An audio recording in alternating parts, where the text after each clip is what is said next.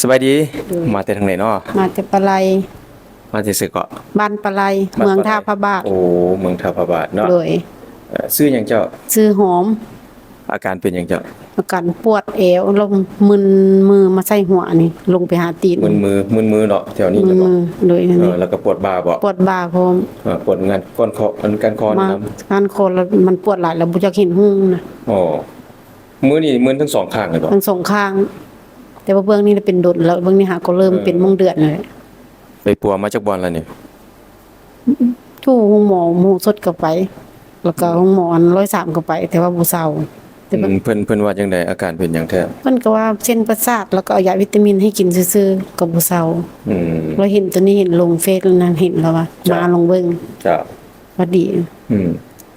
โอเคเนาะตามที่ได้ยินเนาะสันนิษฐานว่าเพิ่นอาจจะเป็นหมอนห้องกระดูกหนีบเส้นประสาทอยู่แถวคอเนาะบัดนี้เฮาสิมาทำการจัดกระดูกให้เพิ่นแล้วอาการเพิ่นสิดีขึ้นคือจังไดเนาะมาติดตามกันจ้ะแถวนี้ปวดบ่ปวดเนาะแถวคอนี่ปวดเนาะโอเคมาบัดนี้คือคนแขนลอยไว้เด้อ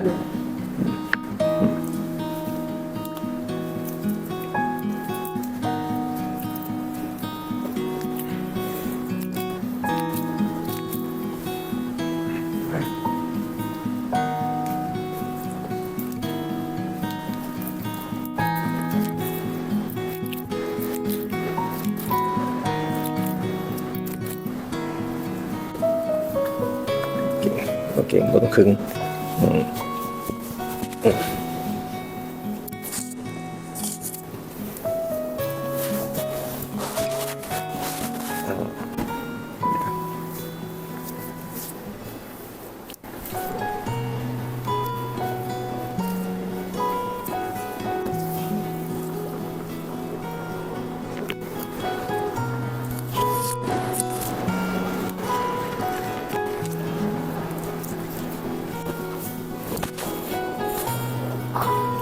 โอเคบ่ต้องคึงหลาย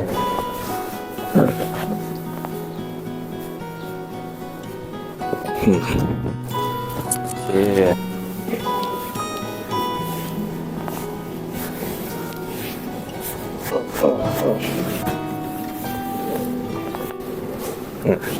โอเคน้ำหงาย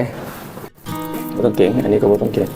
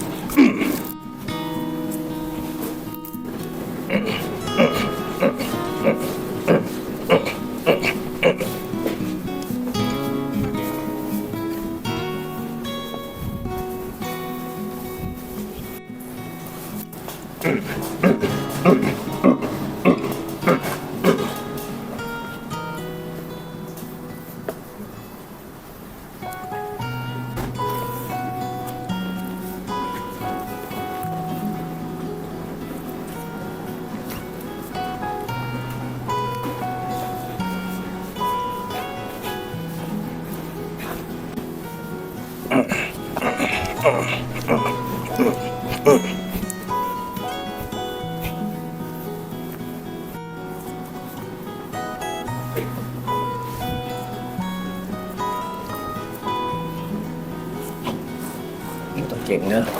หายใจเข้าลึกๆแล้วค่อยปล่อยออกเด้อ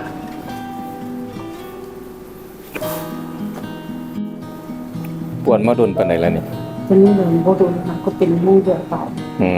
อันลงแขนนี่เด้มึงสิเด้แม่นค่ะเดือนปลาย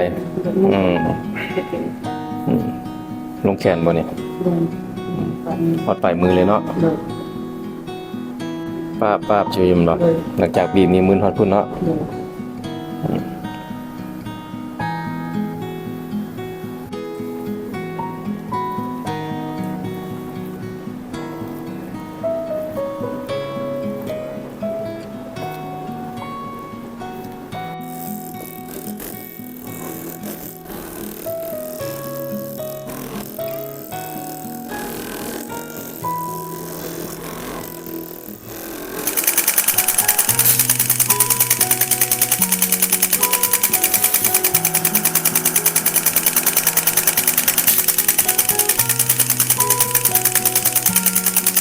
เบาแล้วบ่แถวนี้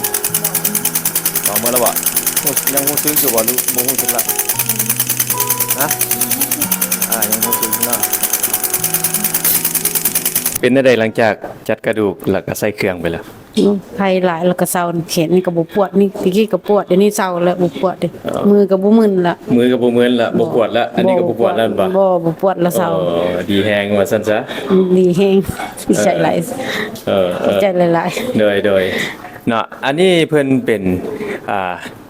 ตามฟังอาการแล้วเพิ่นเป็นหมอนห้องกระดูกทับเส้นประสาทอยู่คอเนาะใครเป็นปัญหาแบบเพิ่นสนใจอยากเข้ามาจัดกระดูกเนาะติดต่อสอบถามแล้วก็จองคิวได้เจ้าขอบใจหลายๆ